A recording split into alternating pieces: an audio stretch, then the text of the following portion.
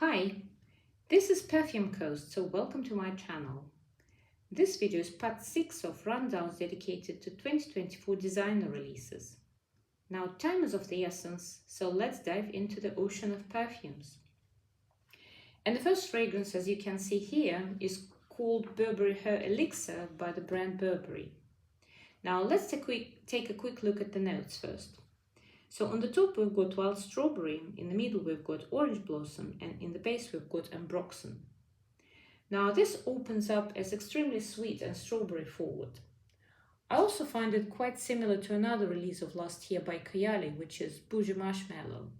And that's due to the fact that both the fragrances remind me strongly of strawberry milkshake.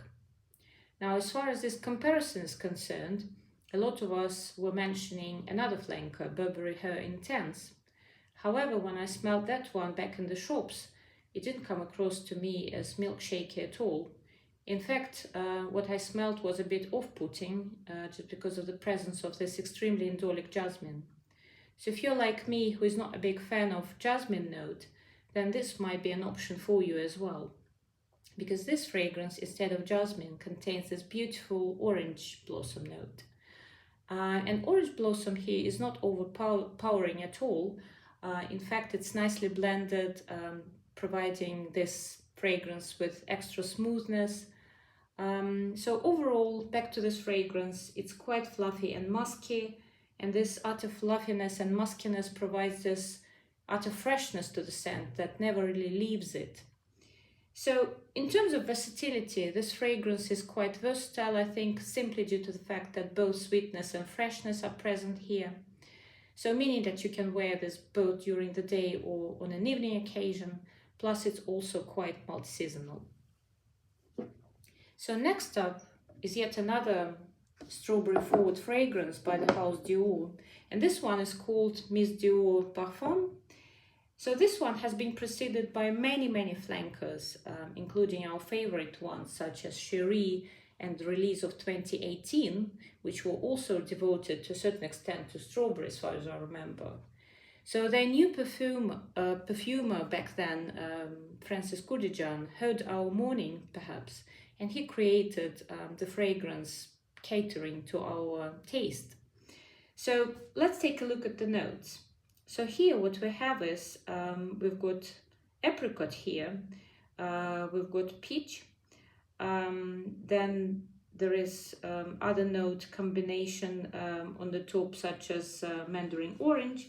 Then in the middle we've got wild strawberry, floral notes, jasmine, and in the base we've got patchouli, amberwood, amber, moss, and cedar.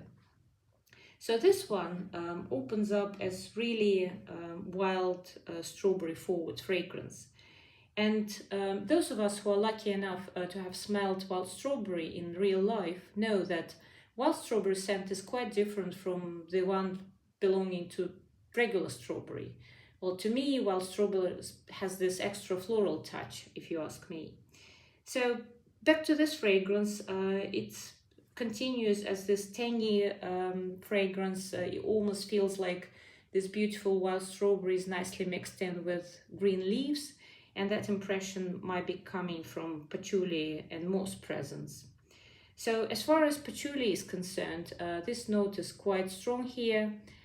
So if you're not a real fan of patchouli, then I really recommend to test this out before you pull the trigger and buy this fragrance. So overall, in terms of versatility, I think this fragrance is not as versatile as the previous one, for example, just because of all the complexity with patchouli and moss present in here. So that's why I would recommend to wear this more during colder season or on evening occasion. So next up is yet another berry forward fragrance, which is called Black Opium or Red, and this is by the house Yves and Laurent. So let's take a quick look at the notes. So the notes here are, we have cherry on the top, we've got green mandarin, in the middle we've got jasmine, orange blossom, and black tea. And finally, in the base, we've got Madagascar vanilla, coffee, and patchouli. Now this one opens up with this bright and juicy cherry. So the cherry that is boozy and vanilla-y. So as the scent progresses, vanilla sort of wrestles with cherry, and what you're dealing with here is a combination 50-50 of creamy vanilla and cherry. So to me, this fragrance reminds a bit of marshmallow, and this is an interesting fact to mention because, of course, this year release, which is called Black Opium Glitter, is dedicated to marshmallow completely. And I do not necessarily smell marshmallow in that one, which I tested quite recently. Now this one is really, to me, marshmallow forward, but marshmallow which contains this fruity note as well. So overall, quite a pretty scent, quite beautiful scent. Also maybe quite versatile, but to me it leans more catering to warmer season and strangely enough to warmer evening occasion. So, and finally, to wrap this video up, we've got yet another fruit forward fragrance by the house Lancome, which is called La Vie est Belle, and this is, as far as I remember, Intense release. So let's take a look at the notes here. So on the top we've got raspberry, liquor, Calabrian bergamot. In the middle we've got violet leaf, rose. In the base we've got leather, cacao butter and cedar wood. Now this one opens up with a strong and overpowering berry accord. And if I didn't know which berry that would be, I would think, well, this is just a nice blend of berries. However, since Fragrantica lists raspberry here, then that's exactly how my brain interprets this, which is an amazing thing to have, isn't it? Because that's how much we're influenced by the information we read. So back to this fragrance, again, raspberry is quite strong here. Raspberry that is sweet and powdery. Powderiness is obviously coming from the violet leaf in here. I also can smell a touch of rose, not an awful lot of one, but nonetheless you can tell it's present here. So closer to the dry down it gets smokier, hinting probably at the leather note presence. And then in the final dry down, finally it becomes this,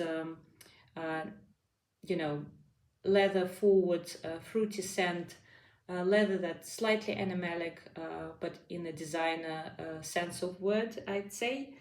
So overall, as far as versatility is concerned, I would say this one leans more towards evening occasion. And plus, I would say this is more appropriate to be worn during colder season or climate. But that's it, guys. That wraps up my video. So if you like this video, please subscribe to the channel. Please like the video, provide your comments, and I'll see you in the next one. Bye-bye.